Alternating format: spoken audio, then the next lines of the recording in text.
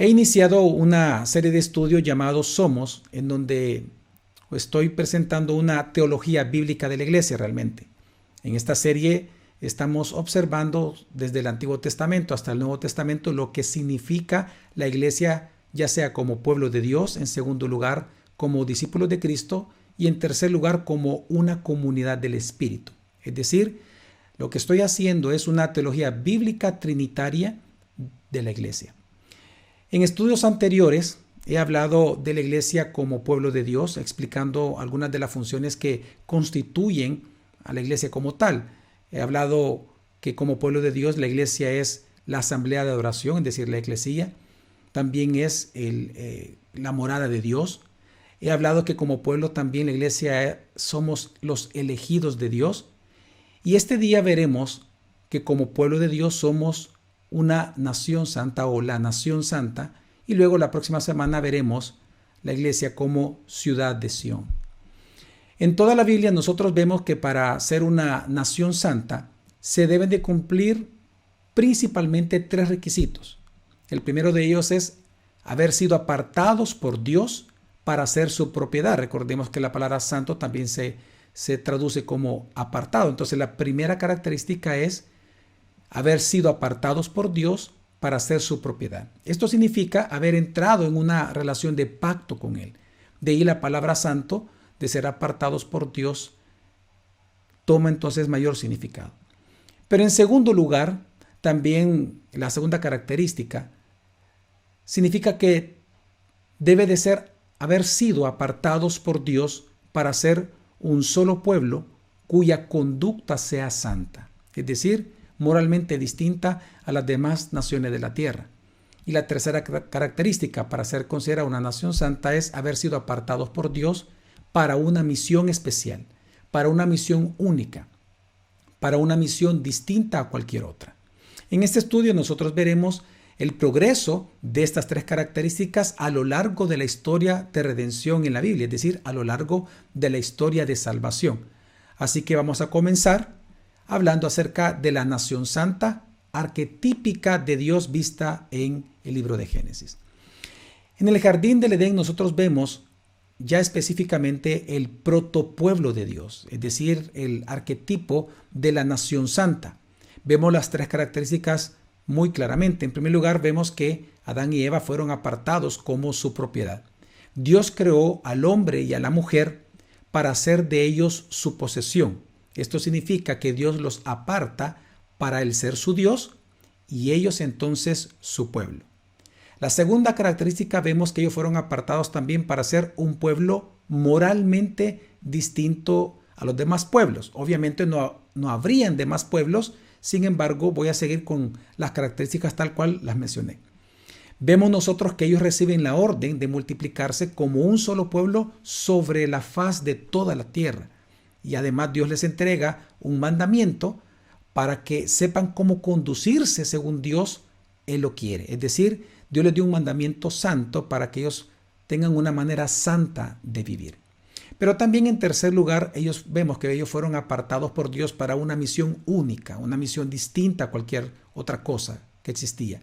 Dios les da la misión de ser los vicerregentes en la tierra, es decir, de gobernar la creación como Dios la gobernaría. A esto se le conoce en teología como el mandato cultural. Este mandato implicó dos cosas. En primer lugar, el deber de enseñar a guardar el mandamiento a toda la descendencia.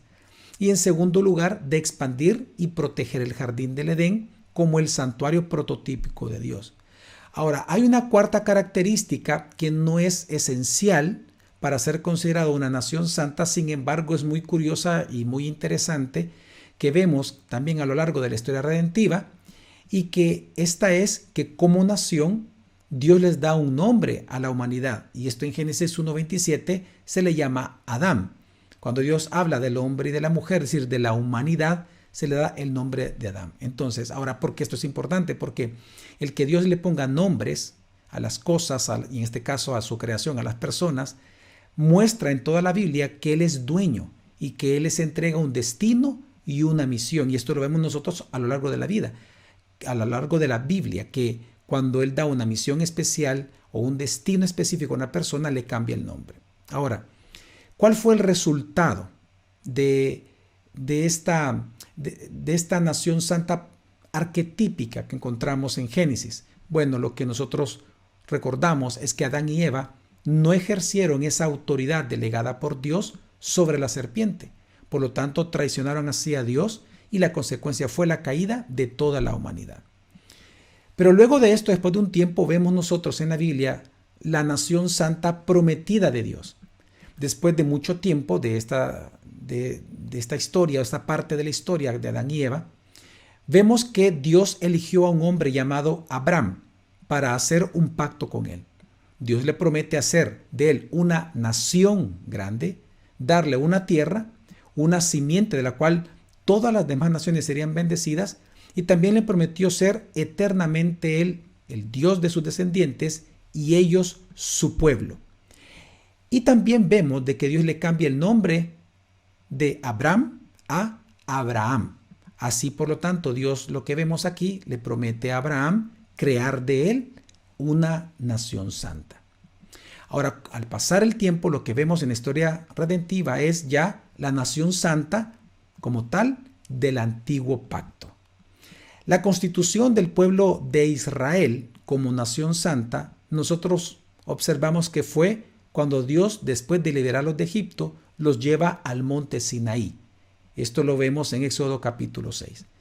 Esto nosotros sabemos que Moisés en Deuteronomio, específicamente capítulo 9 y capítulo 10 y otros capítulos como el 18, Moisés en Deuteronomio se refiere a esto como el día de la asamblea o el día de la eclesía, cuando Dios sacó a su pueblo de Egipto, lo llevó a este lugar de su presencia en el monte Sinaí e hizo un pacto con ellos y los establece como una nación. Dice Éxodo 19 del versículo 4 al 6. Vosotros habéis visto lo que he hecho a los egipcios y cómo os he tomado sobre alas de águilas y os he traído a mí. Ahora pues, si en verdad escucháis mi voz y guardáis mi pacto, seréis mi especial tesoro entre todos los pueblos, porque mía es toda la tierra y vosotros seréis para mí un reino de sacerdotes y una nación santa. Cuando Dios les dice estas palabras, estando en el monte Sinaí, ese día nosotros vemos, en ese pacto sinaítico, vemos que los tres requisitos para llegar a ser considerada una nación santa se cumplen.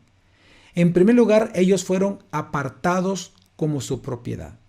Vemos que Dios les rescató para Él ser su Dios y ellos su pueblo.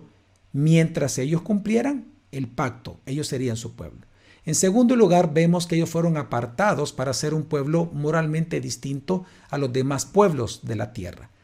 En primer lugar, nosotros vemos esto en que ese día Dios les constituye como pueblo, como una sola familia, siendo todos hermanos, hijos del mismo Dios Padre que los acababa de redimir. Pero también vemos esto que en segundo lugar, ahí en el monte Sinaí, Dios mismo les hace entrega de su palabra escrita a través de lo que nosotros llamamos, bueno, en la Biblia se le llaman los 10 mandamientos y el libro del pacto, lo cual ambas cosas vinieron a ser conocidas en conjunto como la ley de Moisés. Es decir, Dios le entrega en el monte Sinaí la ley de Moisés. En esta ley, Dios les explica a ellos y Dios les manda a ellos cómo Él debe de ser adorado, cómo Él requiere ser adorado, cómo Él demanda ser adorado en sus propios términos. Pero también Dios les describe en esta ley cómo ellos deben de vivir moralmente, éticamente entre ellos y en relación con las demás naciones de la tierra. La tercera característica también la encontramos en el monte Sinaí. Ellos fueron apartados por Dios para una misión única y distinta a las otras naciones de la tierra. Cuando leemos bien nosotros en la parte del Éxodo y del Deuteronomio, vemos que la misión de Israel no era ir a las otras naciones a predicar, sino que la misión de ellos era vivir el pacto entre ellos y ser luz a las naciones de tal manera que estas naciones, al ver las bendiciones de Dios sobre Israel por ellos obedecer al pacto, entonces se supondría que las demás naciones vendrían a Israel a ser enseñados por ellos por la palabra de Dios y así incorporarse al pacto a través de la fe. Es decir, la misión de ellos era una misión centrípeta. Las naciones tenían que ir a Israel, pero la motivación de ir era observar las bendiciones de Dios sobre ellos, por ellos vivir el pacto.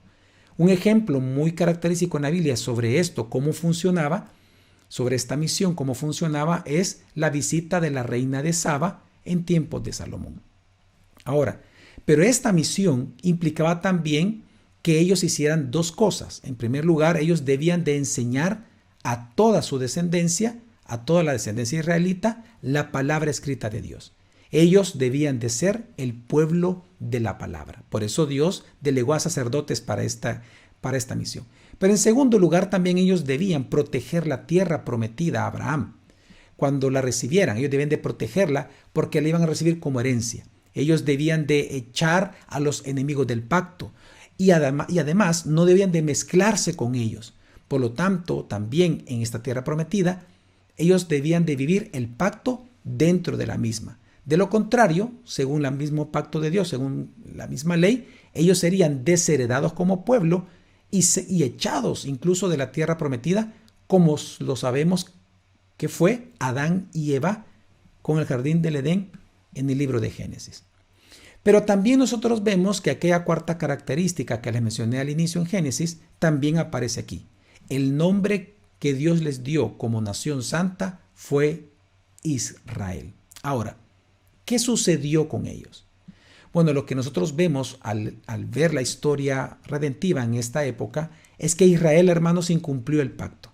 Ellos traicionaron a Dios como Adán y Eva lo traicionaron también. Por lo tanto, el resultado fue, y voy a citar un texto bíblico muy gráfico sobre cuál fue el resultado de ellos traicionar el pacto. Dice Oseas capítulo 1, versículo 9. Y el Señor dijo: ponle por nombre Lo-Ammi, porque vosotros no sois mi pueblo, y yo no soy vuestro Dios. Es decir, Dios confirma a través del profeta Oseas que ellos étnicamente ya no serían su pueblo del pacto, y que Él ya no sería el Dios de ellos. Al romper, por tanto, ellos el pacto, vino el castigo del exilio. Y nosotros recordamos que, por lo tanto, Dios cumpliendo su palabra, ellos perdieron la tierra, perdieron la bendición, perdieron su libertad y perdieron el privilegio de ser la nación santa. Ahora, sin embargo, al continuar leyendo la historia redentiva en la Escritura, vemos que esto no fue la última palabra de Dios. Y esto nos lleva a nosotros a lo que yo he llamado la nación santa profetizada. Siempre en el Antiguo Testamento. Una vez Israel abandona el pacto y son llevados al exilio, antes de eso y durante el exilio y después del exilio, Dios levanta profetas. A través de los profetas, Dios les promete a todos ellos que en un futuro escatológico, Él llamaría a un remanente para conformarlos como una nación santa. Pero Él les aclara que este remanente incorporaría personas que nunca habían sido parte del pueblo de Dios antes. Es decir, que étnicamente nunca habían sido israelitas y por lo tanto lo que está diciendo es que en este nuevo pacto o en esta nueva nación, Él incluiría a los gentiles como parte de su remanente. Esto lo vemos en Oseas capítulo 2, versículo 16, que también dice: sucederá en aquel día, declara el Señor, que me llamarás Ishi y no me llamarás más Baali. Te desposaré conmigo para siempre. Sí, te desposaré conmigo en justicia, en derecho, en misericordia y en compasión. Y diré al que no era mi pueblo: tú eres mi pueblo. Y él dirá: tú eres mi Dios. Esta promesa de Dios a través del profeta Oseas, Jeremías llama a todo este evento el nuevo pacto. Y esto lo vemos en Jeremías capítulo 31, versículo 31 en adelante, que dice: he aquí vienen días, declara el Señor, en que haré con la casa de Israel y con la casa de Judá un nuevo pacto. Pondré mi ley dentro de ellos y sobre sus corazones la escribiré. Y yo seré su Dios y ellos serán mi pueblo. Haré con ellos un pacto eterno. por el que no me apartaré de ellos para hacerles bien, e infundiré mi temor en sus corazones para que no se aparten de mí. Es decir, a través de este nuevo pacto, Dios resolvería el problema de que como Adán y Eva, de que como el pueblo de Israel, Dios hace un pacto con ellos, pero ellos, por su desobediencia, lo pierden. Y aquí Dios dice con este nuevo pacto que Él se va a asegurar que ellos nunca lo abandonen. Ahora, a través de estos profetas hermanos y de otros que encontramos en la Escritura, como Ezequiel, Dios anuncia que Él restauraría a su nación santa por medio de un nuevo pacto. Ahora, en este nuevo pacto, y a través de la lectura que hemos hecho y otros textos, vemos que en este nuevo pacto, relacionado siempre a la nación santa, Dios promete varias cosas. En primer lugar, Él promete escribir su ley santa en sus corazones. Ya no sería escrita en piedra, sino en los corazones. En segundo lugar, tendrían una relación personal con Él. En tercer lugar, Dios promete que en este nuevo pacto, los pecados de los elegidos para conformar la nación santa, los pecados serían perdonados para siempre. En cuarto lugar, sería un pacto eterno y no temporal como lo fue el pacto sinaítico. En quinto lugar, Él prometió poner su Espíritu Santo dentro de ellos o dentro de los escogidos. Esto, en sexto lugar, para darles vida espiritualmente, para que así sean su pueblo para siempre. En séptimo lugar, también Dios les prometió que los escogidos serían de todas las naciones y serían reunidos como una sola nación santa. Esto, en octavo lugar, por eso es que Dios también promete que el nombre de esta nación santa sería Casa de Jacob, que es casa de Israel, Casa del Señor y Ciudad de Sión, es decir, que se llamaría también Israel. Ahora, este nuevo pacto sería mediado, y esta fue la novena promesa que Él hizo en este pacto, y es que este pacto o nuevo pacto sería mediado por el siervo enviado por Dios, quien inauguraría la nueva nación santa, redimiendo a todos sus elegidos. En el cumplimiento del tiempo, nosotros vemos que Jesús vino precisamente como el mediador de este nuevo pacto. Por ejemplo, nosotros vemos que Mateo anuncia que Jesús es este siervo mediador del nuevo pacto, quien perdona los pecados de aquellos que son llamados de todas las naciones de la tierra para ser reunidos en Él, en Jesucristo, como un solo pueblo, como una nación santa. Luego también el evangelista Juan confirma que Jesús es la luz salvadora de las naciones y quien envía al Espíritu Santo a morar en sus redimidos. Luego también vemos que Mateo escribe textualmente las palabras con que Jesús inauguró el nuevo pacto específicamente en la última cena. Y quiero citarlo en Mateo capítulo 26, versículo 28, dice: Esto es mi sangre del nuevo pacto, que es derramada por muchos para el perdón de los pecados. Hermanos, cuando Jesús dijo que este era el nuevo pacto en su sangre, es lo que está confirmando que Él mismo viene a ser el nuevo pacto. Esto fue lo que fue anunciado por Isaías. Por lo tanto, nosotros vemos que, y por estas razones y otras, Mateo realmente se esfuerza en su evangelio en demostrar con toda intención que Jesús vino como el verdadero Israel, el hijo obediente, aquel que no desobedecería a Dios. Ya el Israel del antiguo pacto desobedeció, pero Jesús viene como el verdadero Israel, el hijo obediente a través del cual la salvación llegaría a todas las naciones. El nuevo pacto sería inaugurado y así también inauguraría la nación santa. Ahora, cuando vemos nosotros y consideramos entonces todo lo que hasta el momento he mencionado acerca de lo que es ser una nación santa, entonces hoy podemos ver la nación santa del nuevo pacto, es decir, aquella nación santa restaurada del nuevo pacto. En 1 de Pedro capítulo 2, versículos 9 al 10, Pedro dice: Pero vosotros sois linaje escogido, real sacerdocio, nación santa, pueblo adquirido para posesión de Dios, a fin de que anunciéis las virtudes de aquel que os llamó de las tinieblas a su luz admirable. Luego dice: Pues vosotros en otro tiempo no erais pueblo, pero ahora sois el pueblo de Dios. No habíais recibido misericordia, pero ahora habéis recibido misericordia. Amados, os ruego como a extranjeros y peregrinos que os abstengáis de las pasiones carnales que combaten contra el alma. En este hermoso texto, hermanos, vemos que a nosotros se nos anuncia que la iglesia de Jesucristo es ahora la nación santa de Dios en la tierra. Es más, en este texto vemos que las 3 características se cumplieron en Cristo para nosotros venir a ser ahora, ser llamados nación santa de Dios. En primer lugar, fuimos apartados por Dios para su propiedad. Hermanos, la Biblia dice que nosotros somos el linaje escogido de Dios para venir a ser su posesión a través del nuevo pacto en Cristo. Él es nuestro Dios y nosotros somos su pueblo.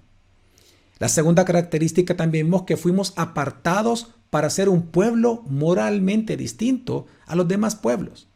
Nosotros somos el templo de Dios en la tierra, en quienes Dios ha puesto su ley en los corazones, en nuestros corazones, por medio de la habitación del Espíritu Santo.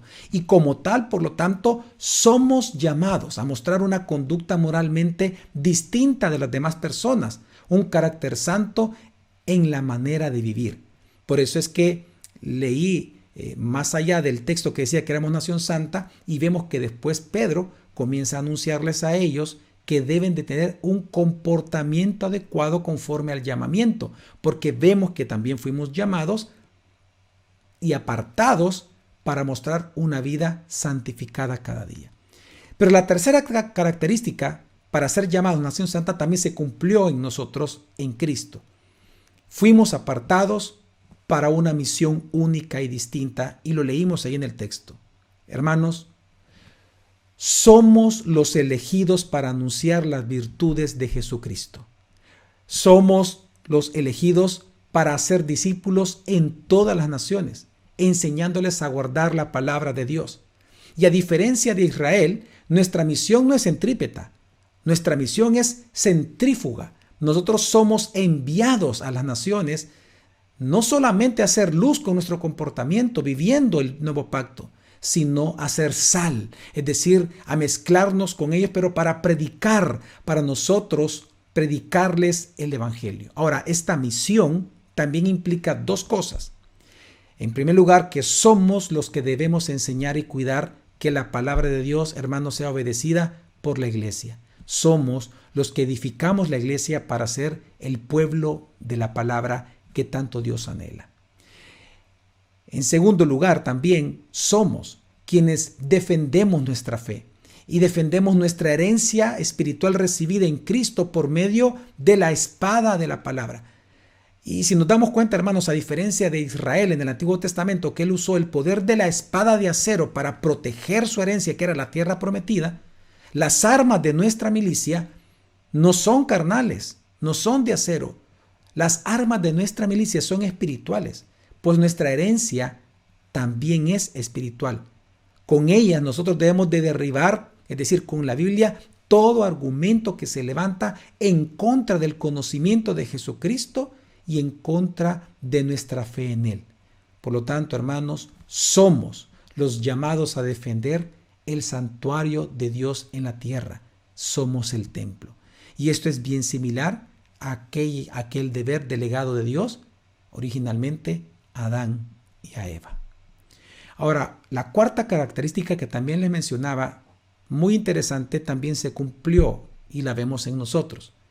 En cuarto lugar, como nación santa, se nos ha dado un nombre. Somos el Israel de Dios. Somos el verdadero Israel. Y este es el nombre que como nación santa Dios nos ha dado. Y esto es así porque en Jesucristo, hermano, nosotros tuvimos, al igual que el Israel del antiguo pacto, nosotros en Jesucristo también vivimos nuestro propio éxodo de la esclavitud del pecado. Cuando Jesús en la transfiguración, el evangelista Lucas narra esa parte, dice la escritura que él estaba hablando con Moisés y estaba hablando con Elías acerca del éxodo que él iba a vivir en la tierra. Se refiere a la cruz, es decir, que nosotros en Cristo ya vivimos nuestro éxodo, el éxodo de la esclavitud del pecado. Y si seguimos la historia de salvación en el Antiguo Testamento, también en el Nuevo Testamento, en el Nuevo Pacto, se nos dice que luego de sufrir nosotros, de pasar ese éxodo en Cristo, en la cruz del Calvario, luego dice Hebreos capítulo 12 que fuimos llevados no al monte Sinaí, como lo fueron en el Antiguo Pacto, sino en el Nuevo Pacto fuimos llevados al monte de Sión, Hebreos capítulo 12, a recibir un mejor y un nuevo pacto, Hebreos capítulo 8, para ser constituidos en Cristo como el nuevo Israel, el nuevo pueblo de Dios, la eterna nación santa. Cumpliéndose así entonces, hermanos, las profecías de Jeremías, Ezequiel y Oseas que he citado anteriormente en este estudio. Yo quiero invitarlos a ustedes, si quieren profundizar en este tema de la iglesia como el Israel de Dios, pues les invito a que puedan ustedes tomar el estudio que dio el pastor David Salgado un tiempo atrás, y que este estudio se titula El Israel de Dios. Pero en quinto lugar, la historia, recordemos, de salvación no termina ahí, sino que también en la Biblia nosotros vemos la nación santa en la consumación de los tiempos. Hermanos, la iglesia como nación santa recibirá o recibiremos la iglesia nuestra herencia en los cielos nuevos y en la tierra nueva. Actualmente, hermanos, somos peregrinos y extranjeros de esta creación. Somos peregrinos y extranjeros de esta tierra. Pero una vez la creación sea renovada, ahí tendremos nuestro lugar eterno con Dios. Esto lo leemos en dos textos importantes. Uno de ellos, Apocalipsis capítulo 21, el penúltimo capítulo de toda la Biblia, versículo 1, 3 y 7 dice: Y vi un cielo nuevo y una tierra nueva, porque el primer cielo y la primera tierra pasaron, y el mar ya no existe. Y vi la ciudad santa, la nueva Jerusalén, que descendía del cielo, de Dios, preparada como una novia ataviada para el esposo. Entonces oí una gran voz que decía desde el trono: He aquí el tabernáculo de Dios está entre los hombres, y él habitará entre ellos, y ellos serán su pueblo, y Dios mismo estará entre ellos. El vencedor heredará estas cosas, y yo seré su Dios, y él será mi hijo. Y él será mi hijo. Nosotros vemos aquí, hermanos, que la iglesia es esa nación santa. Por eso es que se habla de que la ciudad se llama la Nueva Jerusalén, porque es la iglesia esa nación santa. Pero también nosotros vemos en Apocalipsis capítulo 22, ya el último capítulo de toda la Biblia, versículo del 1 al 5, que continúa diciendo: Y me mostró un río de agua de vida, resplandeciente como cristal, que salía del trono de Dios y del Cordero, en medio de la calle de la ciudad. Y a cada lado del río estaba el árbol de la vida, que produce 12 clases de frutos, dando su fruto cada mes. Y las hojas del árbol eran para sanidad de las naciones. Y ya no habrá más maldición. Y el trono de Dios y del Cordero estará allí, y sus siervos les servirán. Ellos verán su rostro, y su nombre estará en sus frentes, y ya no habrá más noche, y no tendrán necesidad de luz de lámpara ni de luz del sol, porque el Señor Dios los iluminará y reinará por los siglos de los siglos. Y yo digo, amén. Hermanos, claramente en estos textos vemos que lo que se perdió en el jardín del Edén se recupera y se restaura de manera magnificada en esta nueva ciudad llamada la Nueva Jerusalén, la ciudad del verdadero Israel de Dios, es decir, de la iglesia, compuesta de todos los creyentes de todas las épocas, Antiguo y Nuevo Pacto. Por lo tanto, hermanos, entendiendo que nosotros somos esta nación santa, hermanos, no olvidemos que tenemos una misión mundial que cumplir y un gran privilegio que vivir. Vamos a orar. Señor, en esta noche queremos darte las gracias por tu amor, gracias por la dirección, gracias por enseñarnos, gracias por instruirnos, gracias por llamarnos incondicionalmente a formar parte de tu nación santa eterna. Es un privilegio inmerecido para nosotros.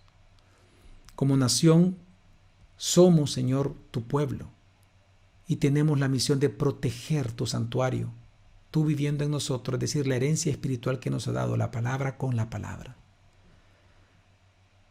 De proteger, de difundirla, de enseñarla, pero de vivirla, ser luz, pero también ser sal. Por lo tanto, Señor, te pedimos que nosotros nunca olvidemos lo que somos esa nación santa, escogidos por ti para anunciar las virtudes de aquel que nos salvó. Te damos las gracias, Señor.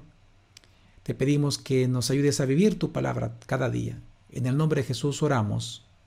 Amén.